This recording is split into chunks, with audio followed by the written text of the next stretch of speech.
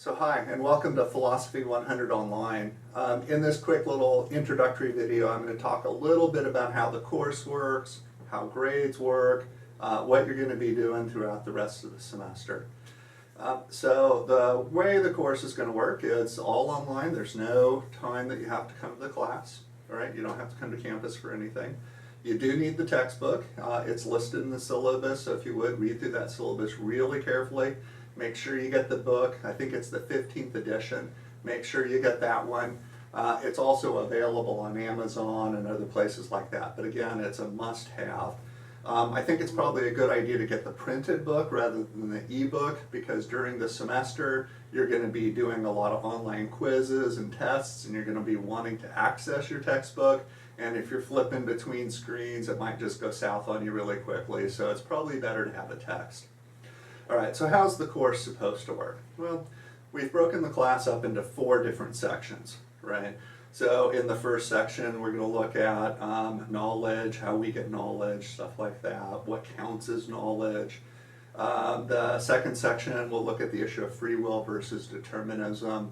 Lots writing on the topic, so hopefully it's rather interesting. For the third topic, especially given the area in which many of us live, we're going to focus in on technology, in particular the relationship between minds and brains, and we'll ask the question whether or not an appropriately programmed computer might even be able to have consciousness, and if so, what the implications are for us human beings, right? So we'll take a look at those issues. And for the final section, we'll take a look at some of the arguments for and against God's existence, right? So the way the class works is within each section, I list readings that I want you to do from our textbook. All of these works are primary sources. That is, they are writings done by the philosophers themselves. They're kind of beefy, right? They're kind of hard to get through. You're going to have to spend some time decoding the reading.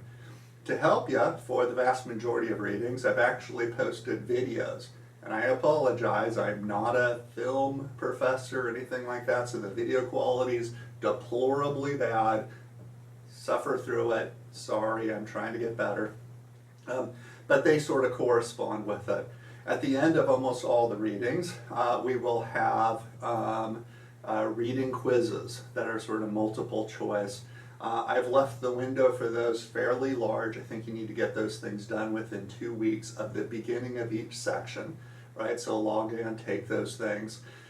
For the reading quizzes, you'll be able to log on one time online, right? And that's the score that you get. So make sure that you don't log onto the thing and then just try to get the answers from the book. Make sure you've done the reading first, right? That's fairly important.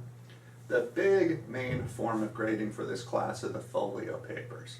So at the beginning of each of the 4 sections, I give you a set of study questions. There's 6 of them.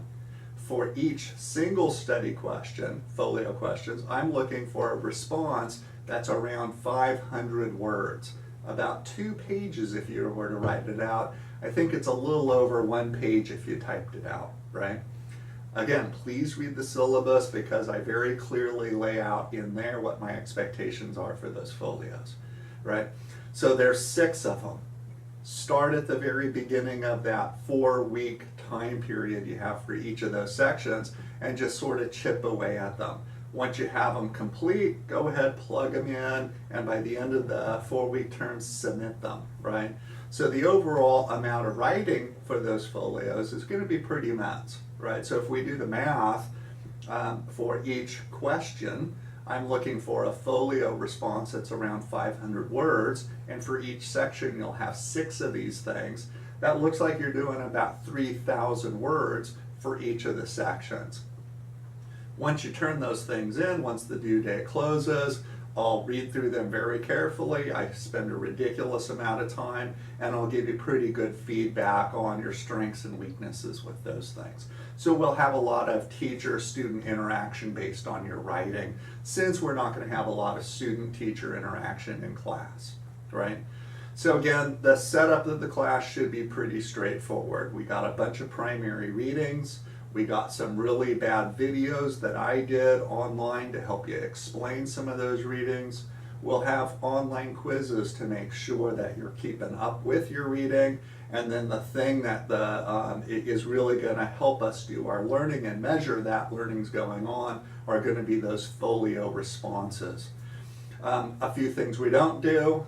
We're not going to be doing discussion boards in this class because I've done them in the past and they always just go south on me really quickly for some crazy reason, and I haven't found a good way to keep that from happening.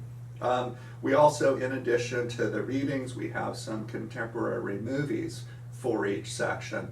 I think it'd probably be a good idea to watch those things in the beginning because I think they're a little bit easier, and then what I do in a lot of the videos and stuff is I try to explain some of the complex readings by making connections to some of the themes that come up in the movies.